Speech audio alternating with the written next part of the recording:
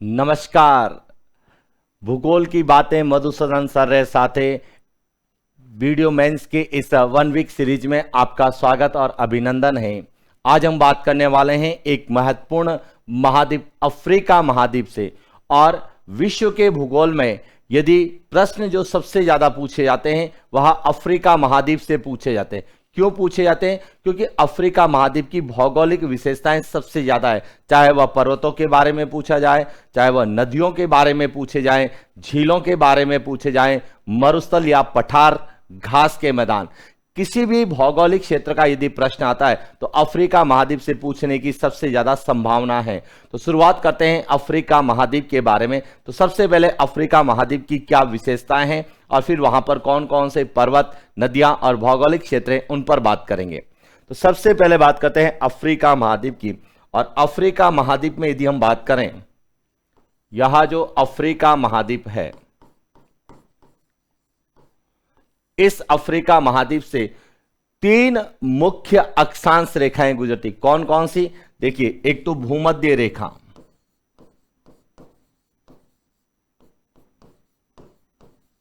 भूमध्य रेखा, दूसरी कर्क रेखा और तीसरी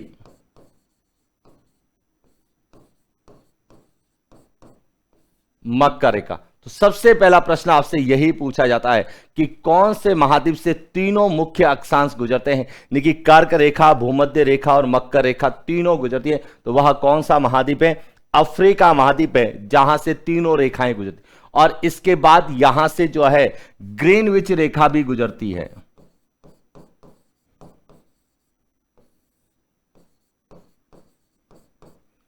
ग्रीनविच रेखा भी जो है इस अफ्रीका महाद्वीप से गुजरती है। तो यहां से जो सबसे इंपॉर्टेंट प्रश्न है कि जो भूमध्य रेखा है, यह जो है पूरी पृथ्वी को 2 भागों में बांटती है, उत्तरी गोलार्ध में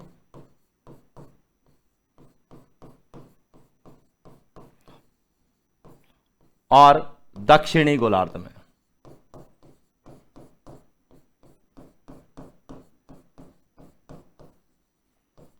इसका मतलब है कि जो अफ्रीका महाद्वीप है, यह इसका आधा भाग उत्तरी गोलार्ध में है और आधा भाग दक्षिणी गोलार्ध में। और इसी प्रकार से जो ग्रीनविच रेखा है, यह भी पूरी पृथ्वी को 2 भागों में बांटती है।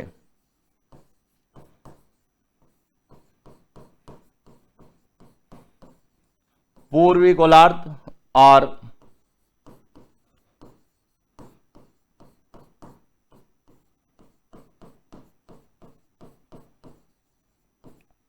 पश्चिमी गोलार्ध। तो इस तरह से यदि हम बात करें तो यह जो अफ्रीका महाद्वीप है, विश्व का एकमात्र महाद्वीप है जो चारों गोलार्धों में, इसका कुछ भाग उत्तरी गोलार्ध में, कुछ भाग दक्षिणी गोलार्ध में, कुछ पूर्वी गोलार्ध में और कुछ पश्चिमी गोलार्ध में, यानी कि चारों गोलार्धों में विस्तृत जो है महाद्वीप है।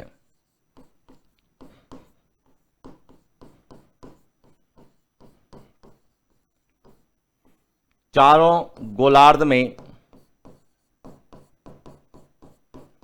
विस्तृत। तो चारों गोलार्धों में विस्तृत जो महाद्वीप है वह कौन सा है? अफ्रीका महाद्वीप है। यह ध्यान रखना, पूछा जा सकता है कि विश्व का महाद्वीप जो चारों गोलार्धों में विस्तृत है, अफ्रीका महाद्वीप है। इसके बाद यदि बात करें तो इस अफ्रीका महाद्वीप को जो है अंध महाद्वीप की संज्ञा दी गई है।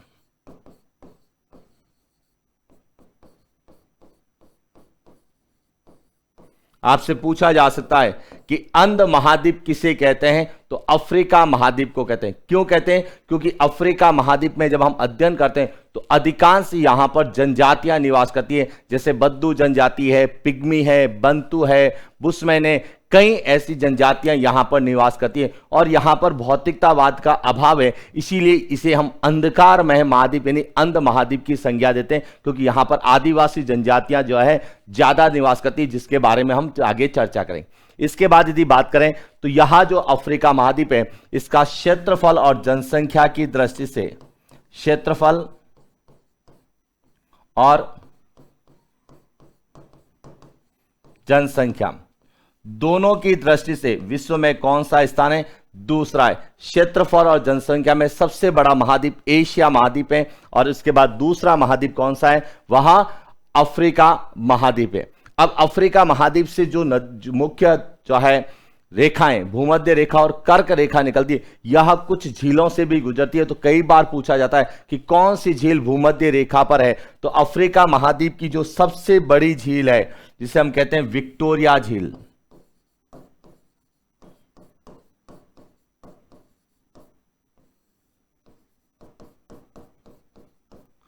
अफ्रीका महाद्वीप की जो सबसे बड़ी झील है विक्टोरिया झील, और इस विक्टोरिया झील से कौन सी रेखा गुजरती है, भूमध्य रेखा गुजरती है। तो आपसे पूछा जा सकता है कि निम्न में से भूमध्य रेखा किस झील से गुजरती है, तो विक्टोरिया झील से गुजरती है। इसी तरह से एक और झील है जिसका नाम है नासिर झील।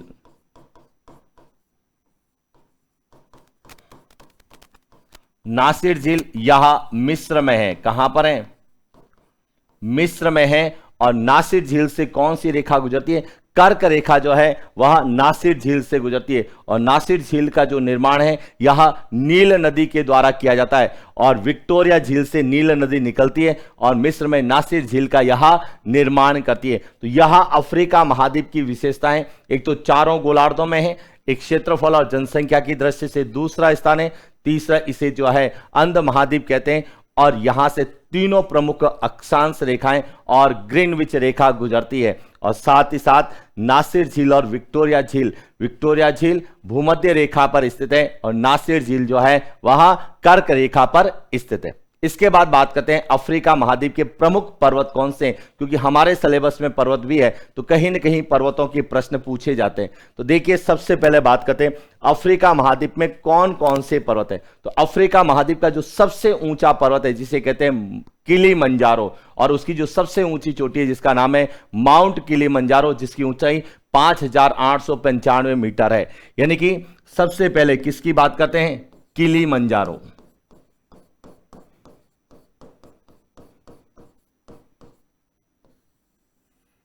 किलिमंजारो जो पर्वत है यह एक ज्वालामुखी पर्वत है। कैसा है,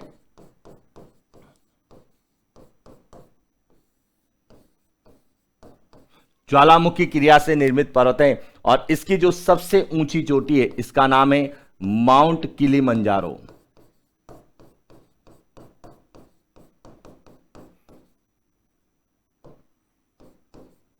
माउंट किलिमंजारो जिसकी ऊंचाई 5895 मीटर है, और यह अफ्रीका महाद्वीप की सबसे ऊंची चोटी है। तो आपसे पूछा जाए अफ्रीका महाद्वीप का सबसे ऊंचा पर्वत किलिमंजारो, या सबसे ऊंची चोटी कौन सी है, किलिमंजारो है, और यह किस देश में है, तो यह भी पता होना चाहिए। यह जो देश है वह है तंजानिया।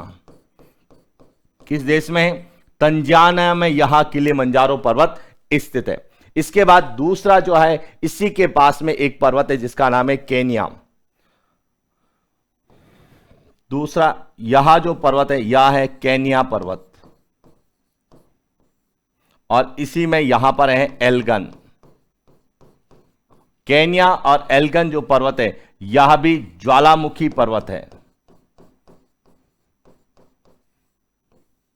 यह भी ज्वालामुखी पर्वत है, और यह दोनों ही किस देश में है, केन्या के अंतर्गत है। यह ध्यान रखना कि केन्या और एल्गन केन्या में है, और किलिमंजारो यह तंजानिया में है, और अफ्रीका महाद्वीप की सबसे ऊंची चोटी कौन सी है, किलिमंजारो। अब यहां से जो प्रश्न बनता है वह पर्वतों के रूप में पूछा था कि कौन सा एक ज्वालामुखी पर्वत है या नहीं है। तो अफ्रीका में किलिमंजारो, केन्या और एल्गन, यह तीन ज्वालामुखी पर्वत है। और इसके बाद एक और पर्वत है जिसका नाम है कैमरून पर्वत।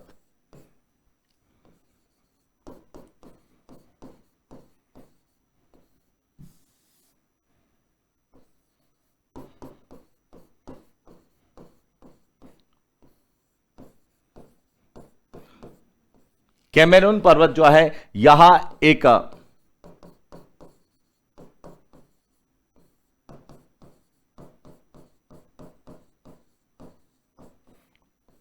सक्रिय ज्वालामुखी पर्वत है, और इसकी जो सबसे ऊंची चोटी है उसका नाम है माउंट कैमरून,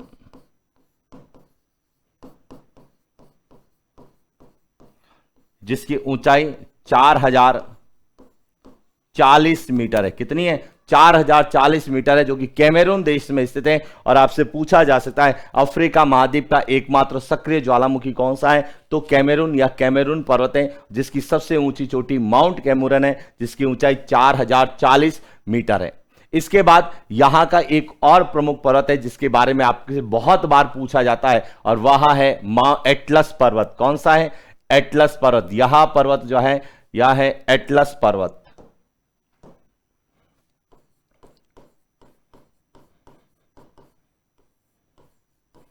एटलस पर्वत।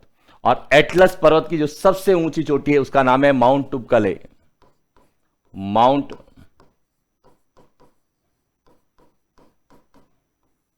टुपकले, और जिसकी ऊंचाई जो है 4167 मीटर ऊंचा है। और यह जो एटलस पर्वत है यह एक नवीन वलित पर्वत है, यह ध्यान रखना, नवीन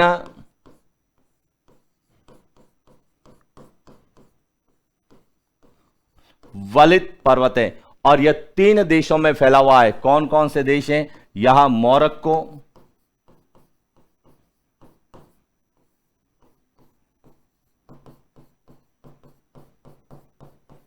अल्जीरिया और ट्यूनीशिया।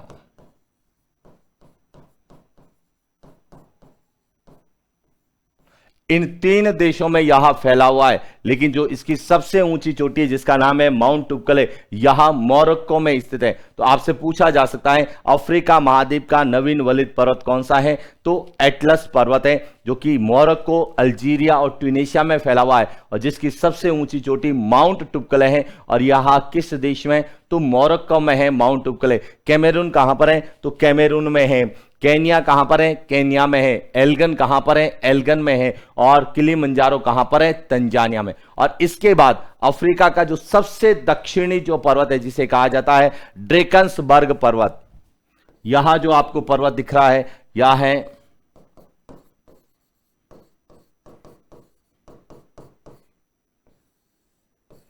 ड्रेकन्सबर्ग पर्वत।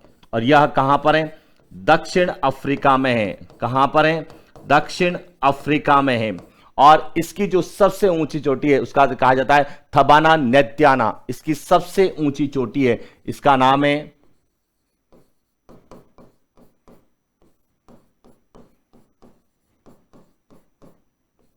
थबाना नेत्याना, जो कि दक्षिण अफ्रीका में, और जिसकी ऊंचाई है 3782 मीटर।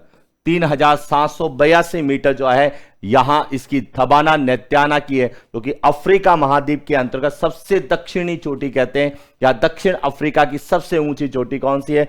थबाना नेत्याना। तो यह जो है अफ्रीका के प्रमुख पर्वत है, जिसमें नवीन वलित पर्वत भी है और ज्वालामुखी पर्वत भी है और सक्रिय ज्वालामुखी है। तो यह पर्वतों के बारे में आप बहुत अच्छे से पढ़ना होता है कि कौन सा नवीन वलित पर्वत है, कौन सा ज्वालामुखी पर्वत है। और अफ्रीका महाद्वीप का सबसे दक्षिणी पर्वत कौन सा है? तो ड्रेकन्सबर्ग पर्वत है, जिसकी सबसे ऊंची चोटी थबाना नेत्याना है। और यह कहां पर है? दक्षिण अफ्रीका में है, यह ध्यान रखना। तो ये थे अफ्रीका महाद्वीप के प्रमुख पर्वत जिन पे हमने बात की। अब बात करते हैं अफ्रीका महाद्वीप की कौन कौन सी प्रमुख नदियां हैं जहां से प्रश्न बनने की संभावना है। तो देखिए, नदियों की यदि हम बात करें तो अफ्रीका महाद्वीप की जो है नदियों में सबसे पहली जो नदी है यह आती है नील नदी।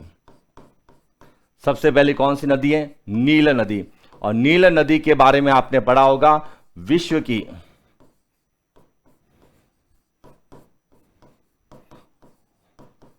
सबसे लंबी नदी। विश्व की जो सबसे लंबी नदी है वह कौन सी है? नील नदी। अब देखिए, नील नदी कहां से निकलती है यह पता होना चाहिए। तो नील नदी 2 नदियों का संयुक्त रूप है। एक का नाम है श्वेत नील नदी, और दूसरी जो है वह है ब्लू नील नदी। यह दोनों नदियों का संयुक्त रूप से यह आगे क्या कहलाती है?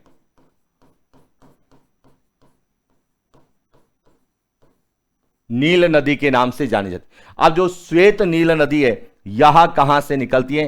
तो यह विक्टोरिया झील से निकलती है।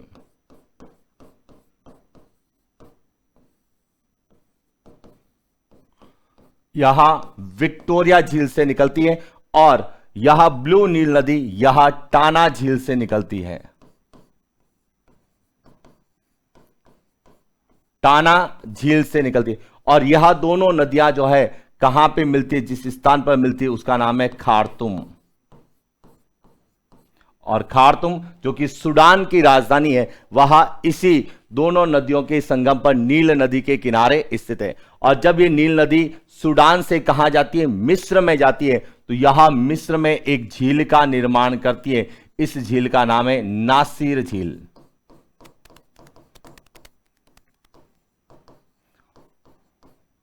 नासिर झील जो कि मिस्र में है, जहां से कर्क रेखा गुजरती है, इसका निर्माण कौन सी नदी करती है, तो नील नदी करती है।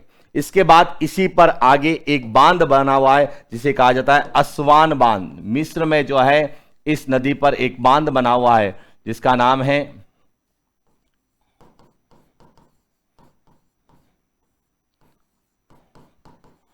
अस्वान बांध। मिस्र में जो है इसी नील नदी पर बना हुआ है। इसके बाद यदि बात करें दूसरी जो नदी है जिसका नाम है जायरे नदी या कांगो नदी, तो दूसरी जो नदी है वह है जायरे नदी।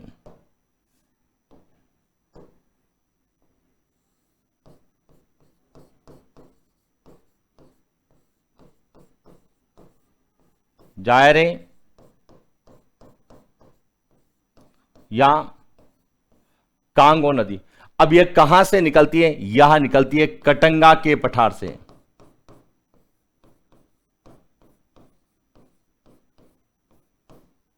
कटंगा के पठार से यह निकलती हुई यह एक ही देशों में बहती है, कांगो गणराज्य में यह बहती है। जब कांगो गणराज्य में बहती है तो यह भूमध्य रेखा को 2 बार काटती है।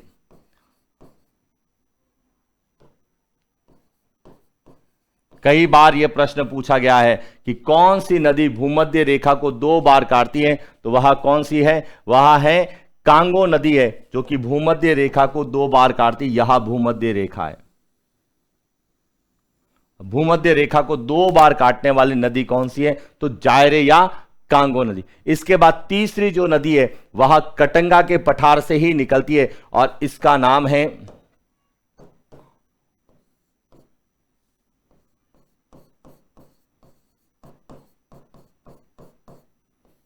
जाम्बेजी नदी।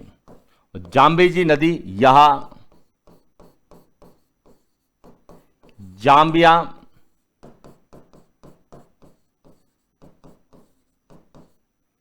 और जिम्बाब्वे में बहती है। और जाम्बिया और जिम्बाब्वे में जब यह बहती है तो यहां अफ्रीका के सबसे ऊंचे जलप्रपात विक्टोरिया जलप्रपात,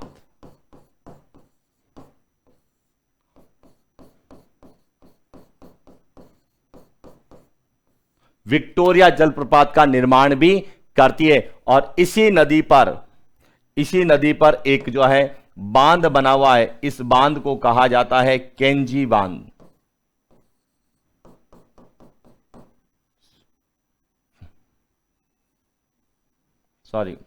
इस पर जो बांध बना हुआ है उसका नाम है करीबा बांध। कौन सा है, करीबा बांध जो है वह जाम्बेजी नदी पर स्थित है। केंजी बांध जो है वह नाइजर नदी पर है, हम उसके बारे में आगे चर्चा करेंगे। इस पर करीबा बांध है। तो अब ध्यान रखना, कटंगा का जो पठार है, कटंगा के पठार से 2 नदियां निकलती हैं। एक जायरे नदी निकलती है और दूसरी जो है जाम्बेजी नदी निकलती है। जायरे नदी जो निकलती है यह भूमध्य रेखा को 2 बार काटती है और इस जो है जायरे नदी पर 2 जो है झरने जलप्रपात भी स्थित है, जिसमें एक तो है लिविंग स्टोन। 2 जलप्रपात है जिसमें एक तो कहलाता है लिविंग स्टोन, लिविंग स्टोन, और दूसरा है स्टेनले। स्टेनले और लिविंग स्टोन 2 जलप्रपात जो है इस जायरे नदी पर कांगो गणराज्य में स्थित है या कांगो नदी पर है। जबकि जो है जाम्बेजी नदी पर अफ्रीका महाद्वीप का सबसे ऊंचा जलप्रपात विक्टोरिया जलप्रपात और एक प्रमुख परियोजना जिसका नाम है करीबा बांध स्थित है। इसके दक्षिण में एक और नदी बहती है जिसका नाम है लिम्पुप नदी। यहां जो नदी है यह है लिम्पुप नदी। और लिम्पुप नदी जो है यहां मकर रेखा को 2 बार काटती है। किसको? मकर रेखा को 2 बार काटने वाली नदी कौन सी है? लिम्पुप। यहां भी कई बार पूछा जाता है कि मकर रेखा को 2 बार कौन काटती है, तो लिम्पुप नदी काटती है। और भूमध्य रेखा को 2 बार कौन सी काटती है, तो वहां जायरे या कांगो नदी काटती है। इसके बाद सबसे दक्षिण में यानी कि अफ्रीका की सबसे दक्षिण जो नदी है इसको कहा जाता है ऑरेंज नदी।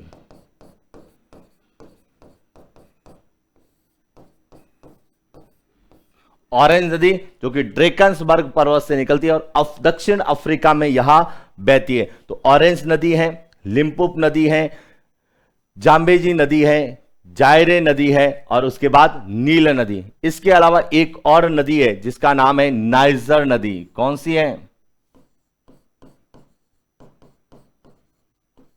नाइजर नदी।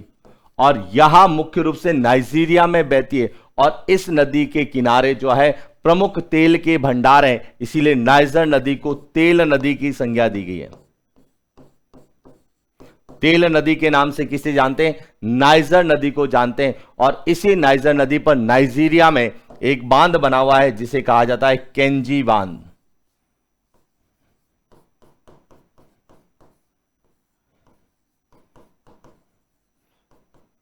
केंजी बांध यहां नाइजर नदी पर नाइजीरिया में स्थित है। तो यहां पूरा जो है अफ्रीका महाद्वीप की नदियां हैं और उन पर कौन से जलप्रपात है, कौन सी जो है बांध बने हुए हैं। सबसे पहले अफ्रीका महाद्वीप की जो सबसे लंबी नदी है वह नील नदी है, जो कि श्वेत नील और ब्लू नील नदी का जो है संयुक्त धारा है और इस पर नासिर झील और अस्वान बांध स्थित है।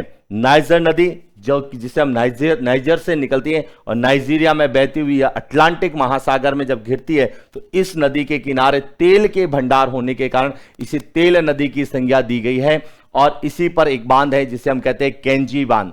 इसके बाद आता है जो है कांगो या जायरे नदी जो कि कटंगा के पठार से निकलती है। इस पर 2 जो है जलप्रपात है, लिविंग स्टोन और स्टैनले, और यहां जो है भूमध्य रेखा को 2 बार काटती है। इसके बाद है जाम्बेजी नदी। यहां भी कटंगा के पठार से गुजरती है, लेकिन यह जाम्बिया और जिम्बाब्वे की जो है सीमा बनाते हुए यहां जो है हिंद महासागर में जाके गिरती है। और जब ये हिंद महासागर में जाके गिरती है उससे पहले इस पर बांध बना हुआ है करीबा बांध, और यहां जो है अफ्रीका महाद्वीप के सबसे ऊंचे जलप्रपात विक्टोरिया जलप्रपात का निर्माण करती है। फिर है लिम्पुप नदी। लिम्पुप नदी मकर रेखा को 2 बार काटती है। और ऑरेंज नदी जो है अफ्रीका महाद्वीप की सबसे दक्षिणी नदी है और जो कि दक्षिण अफ्रीका के ड्रेकन्सबर्ग पर्वत से निकलते हुए अटलांटिक महासागर में जाकर गिरती है। तो ये थी अफ्रीका महाद्वीप की प्रमुख नदियां। इसके बाद अफ्रीका महाद्वीप को लेकर और क्या प्रश्न बनते हैं, तो देखिए इसके बाद अफ्रीका महाद्वीप में जो भौगोलिक क्षेत्र में आते हैं तो वहां आते हैं प्रमुख पठार। क्या आते हैं? प्रमुख पठार। कि अफ्रीका महाद्वीप में कौन कौन से प्रमुख पठार है। तो सबसे पहले तो बात करते हैं, यह मध्य में आपको दिख रहा होगा, यह है कटंगा का पठार।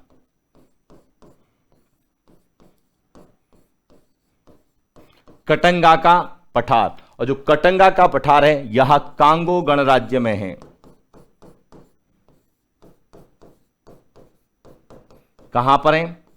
कांगो गणराज्य में। और यहां जो है तांबे के लिए जाना जाता है, यानी तांबा भंडार क्षेत्र है।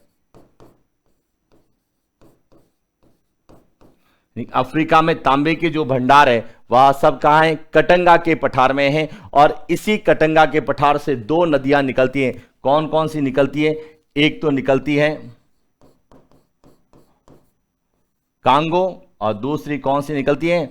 जाम्बेजी। कांगो और जाम्बेजी का जो उद्गम है वहां कटंगा का पठार है और जो कि एकदम अफ्रीका के जो कांगो गणराज्य है वहां पर स्थित है।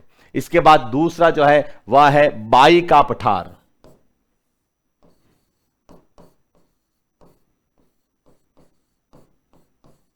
बाई का पठार यहां जो है अंगोला में स्थित है। अफ्रीकी देश है अंगोला। अंगोला में बाई का पठार स्थित है। इसके बाद एक और पठार है जिसे कहते हैं जोस का पठार।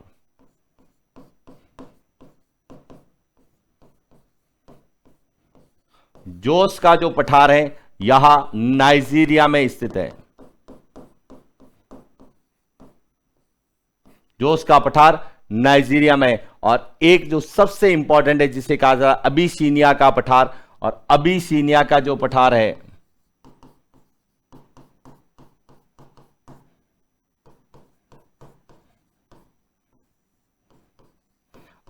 अबिसीनिया का जो पठार है यहां अफ्रीका के दो देशों में है जिसका नाम है इथोपिया और सोमालिया।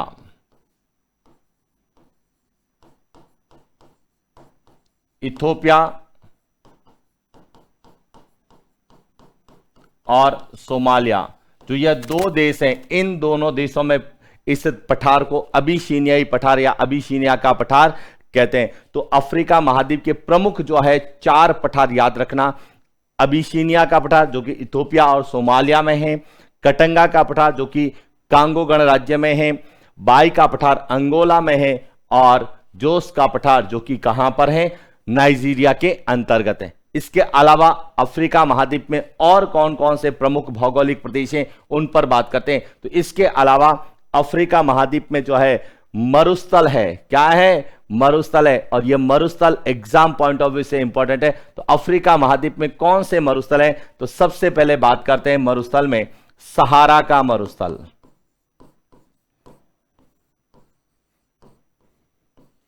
सहारा का मरुस्थल यहां विश्व का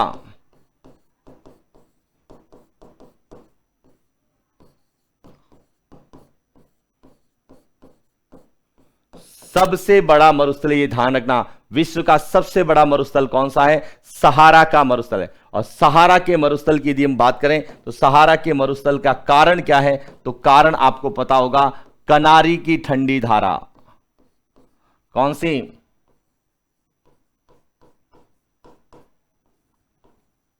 कनारी की ठंडी जलधारा। और कनारी की ठंडी जलधारा के कारण जो है यहां पर मरुस्थलीय दशाओं का निर्माण हुआ है। और यहां जो मरुस्थल है यहां कौन सा है? सहारा का मरुस्थल है, जो कि विश्व का सबसे बड़ा क्षेत्रफल की दृष्टि से मरुस्थल है। और इस मरुस्थल में जो है एक जनजाति निवास करती है जिसका नाम है बद्दू जनजाति। आपसे पूछा जा सकता है कि बद्दू जनजाति कहां से मरुस्थल में निवास करती है? तो सहारा के मरुस्थल में निवास करती है। और इसी के पास में एक और मरुस्थल है जिसका नाम है लीबियाई मरुस्थल।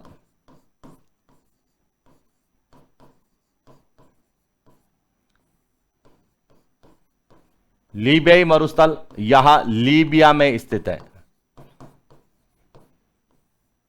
लीबियाई मरुस्थल यहां लीबिया में स्थित है। इसके बाद इसके में एक और है नूबियन मरुस्थल।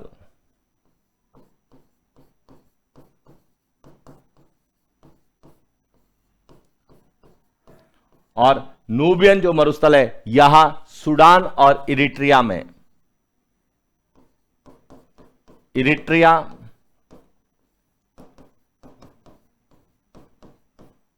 और सूडान, इन दो देशों में यहां विस्तृत है। इसके बाद एक है नामीबियाई मरुस्थल।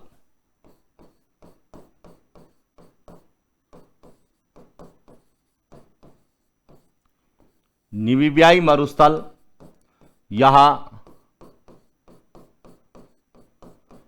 नामीबिया में स्थित है। और इसके बाद एक मरुस्थल है जिसका नाम है कालाहारी मरुस्थल।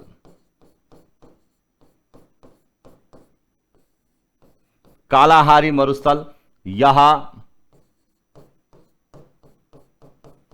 बोत्सवाना,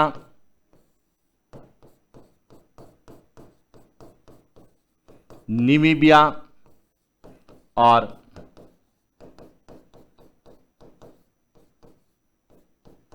दक्षिण अफ्रीका में स्थित है।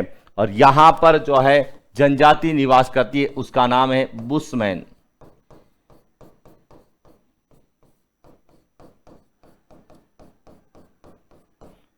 बुशमैन जनजाति जो है वह कालाहारी मरुस्थल में निवास करती है। तो यहां जो है अफ्रीका के प्रमुख मरुस्थल है जिसमें सहारा का मरुस्थल है, लीबियाई मरुस्थल है, नूबियन मरुस्थल है, नामीबियाई मरुस्थल है और कालाहारी। और कालाहारी मरुस्थल में शतुरमुर्ग आपने देखा होगा, जो मरुस्थलीय जो है पक्षी पाया जाता है शतुरमुर्ग, वह इसी कालाहारी मरुस्थल में पाया जाता है। और कालाहारी मरुस्थल का मुख्य विस्तार तो है बोत्सवाना, लेकिन इसके बाद इसका कुछ भाग नामीबिया और दक्षिण अफ्रीका में। यदि एक देश पूछा जाता है तो बोत्सवाना आएगा, और एक से अधिक पूछा जाएगा तो नामीबिया और दक्षिण अफ्रीका, यहां भी जो है जहां पर कालाहारी मरुस्थल का विस्तार है। तो यहां अफ्रीका महाद्वीप के जो है प्रमुख क्या थे, मरुस्थल, जो कि भौगोलिक क्षेत्र में। इसके बाद अफ्रीका में कौन कौन से घास के मैदान हैं उनकी भी बात करते हैं। तो अफ्रीका में यहां जो अफ्रीका का भाग है यहां कहलाता है सहारा का मरुस्थल, सहारा मरुस्थल। यहां रेखा है वह है कर्क रेखा, यहां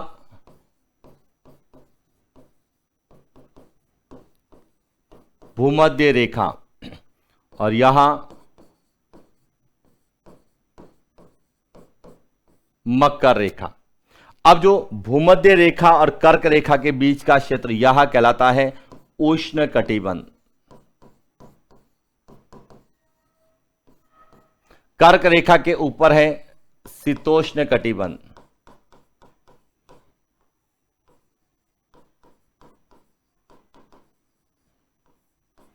भूमध्य रेखा और मकर रेखा के बीच में है उष्ण कटिबंध, और मकर रेखा के नीचे है शीतोष्ण कटिबंध।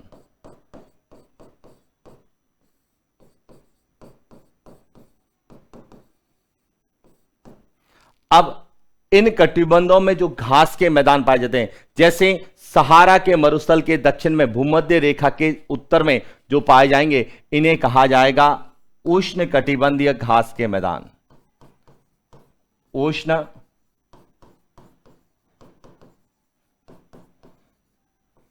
कटिबंधीय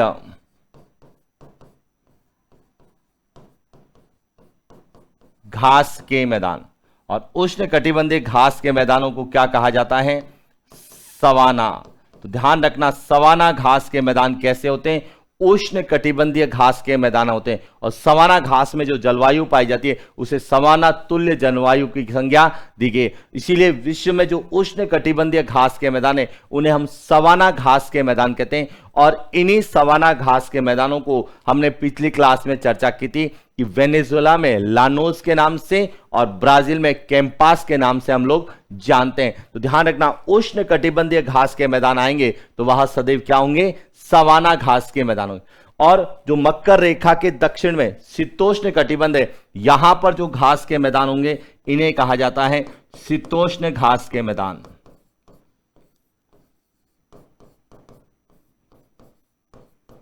और शीतोष्ण घास के मैदानों में यदि बात करें कि जो अफ्रीका में या दक्षिण अफ्रीका में पाए जाते हैं, इन्हें क्या कहा जाता है, वेल्ड कहा जाता है। ये ध्यान रखना।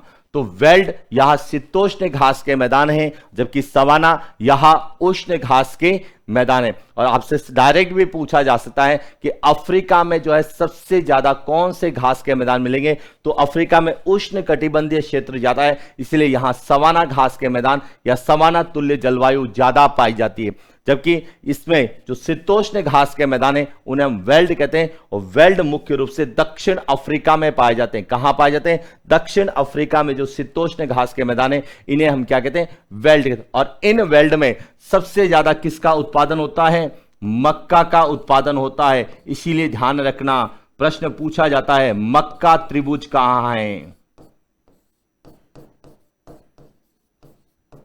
तो मक्का त्रिभुज जो है वह दक्षिण अफ्रीका में है। और क्योंकि इन वेल्ड घास के मैदानों में जो है मक्के का उत्पादन होता है, इसलिए इसे मक्का त्रिभुज की संज्ञा दी गई है। देखिए यहां ध्यान रखना, मक्का पेटी अलग है। मक्का पेटी संयुक्त राज्य अमेरिका में जो प्रेयरीज घास के मैदान है उन्हें मक्का पेटी कहते हैं। और कनाडा में जो प्रेयरीज घास के मैदान पाए जाते हैं उन्हें गेहूं पेटी कहते हैं। जो भी शीतोष्ण घास के मैदान है, और जो अफ्रीका में शीतोष्ण घास के मैदान पाए जाते हैं वेल्ड, वहां पे भी मक्का होता है, जिसे मक्का त्रिभुज की संज्ञा दी गई है। तो ये था हमारा पूरा सेशन, जिसमें हम लोगों ने अफ्रीका महाद्वीप की प्रमुख विशेषताओं के बारे में बात की। क्या क्या हम लोगों ने बात की? एक तो अफ्रीका महाद्वीप की जो है प्रमुख रूप से क्या स्थिति है या इसे क्या संज्ञा दी गई है, यहां से प्रश्न बनते हैं। दूसरा प्रश्न यहां से बनता है कि इसके कौन कौन से प्रमुख पर्वत हैं, सबसे ऊंची चोटी कौन सी है, कौन सा वलित पर्वत है, कौन सा सक्रिय ज्वालामुखी है और कौन सा जो है सबसे दक्षिणी पर्वत है।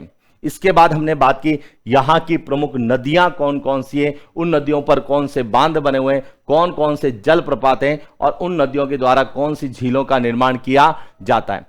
इसके बाद हम बात करें तो यहां के कौन कौन से प्रमुख पठार हैं, जिसमें अबिसिनिया का पठार, कटंगा का पठार, बाई का पठार और जोस का पठार प्रमुख है।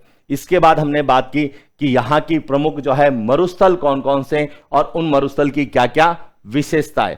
फिर हमने बात की कि यहां पर कौन कौन से प्रमुख घास के मैदान हैं और इसके बाद हम बात करें तो यहां की जो है प्रमुख झीलें कौन सी है। तो देखिए एक बार झीलों के बारे में हम सामान्यतः पढ़ लें कि कौन कौन सी झीलें हैं।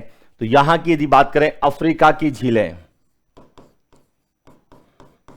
अफ्रीका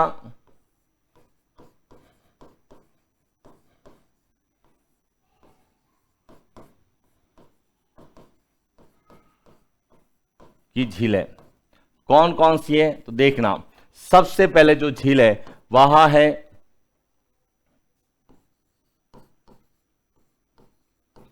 चाड झील, जो कि कहां पर है, चाड देश के अंतर्गत है।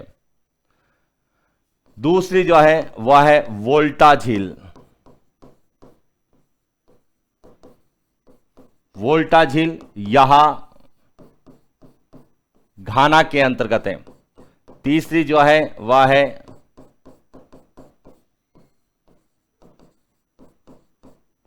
नासिर झील, यह मिस्र के अंतर्गत है। इसके बाद है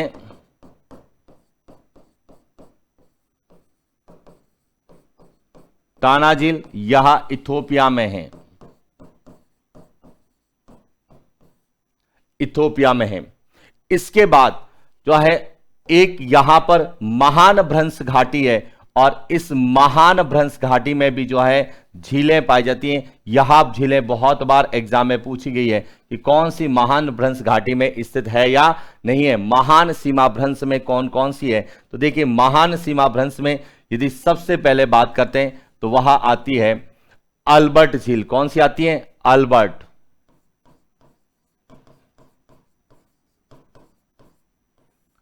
अल्बर्ट झील है। इसके बाद दूसरी जो है वह है एडवर्ड झील।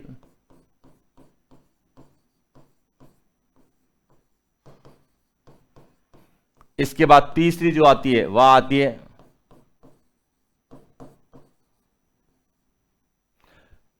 कीबू या क्यू झील, क्यू या कीबू झील। इसके बाद आती है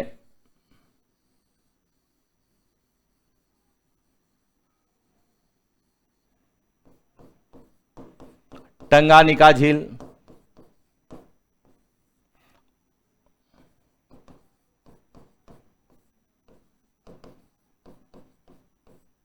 इसके बाद आती है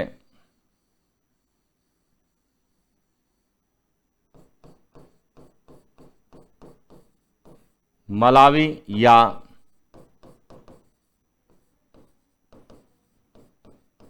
नियासी झील। और इसके अलावा जो आती है वह आती है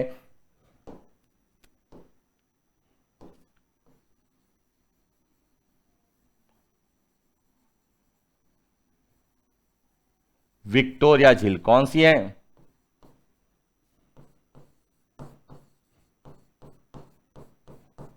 और विक्टोरिया जो झील है यह युगांडा,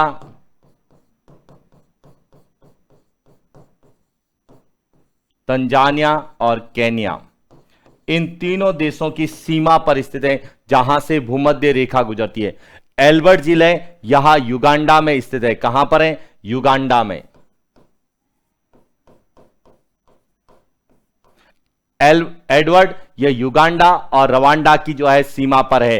कीबू झील जो है यह रवांडा में है। रवांडा में। और इसके बाद टंगनिका की बात करें तो यह तंजानिया में है। और यह विश्व की सबसे लंबी झील है। विश्व की सबसे लंबी झील कौन सी है? वह टंगनिका है। और मलावी जो झील है यह मलावी देश के अंतर्गत है, मलावी के अंतर्गत है, जिसे हम नियासी कहते हैं। और यह सभी जो झीलें हैं यह आती है महान सीमा भ्रंश।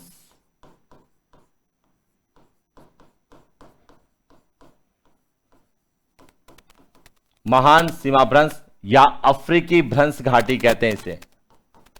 अफ्रीकी भ्रंश घाटी में स्थित झीलें कौन सी है? तो यहां है। इसके अलावा चाड, वोल्टा, नासिर और टाना झील है। तो यह भी अफ्रीका महाद्वीप की प्रमुख झीलें हैं जो हमें एग्जाम पॉइंट ऑफ व्यू से पूछा जा सकता है। तो आज का यह सेशन जिसमें अफ्रीका महाद्वीप की संपूर्ण जो है भौगोलिक विशेषताएं, चाहे वह अफ्रीका महाद्वीप के रूप में, चाहे उनकी विशेषताओं के रूप में, चाहे वहां के पर्वत, नदियां, बांध, झीलें, घास के मैदान, मरुस्थल और पठारों के बारे में जितने प्रश्न हमें एग्जाम में पूछे जा सकते हैं उन सब पे चर्चा की। आज के लिए इतना ही, मिलते हैं नेक्स्ट क्लास। Thank you.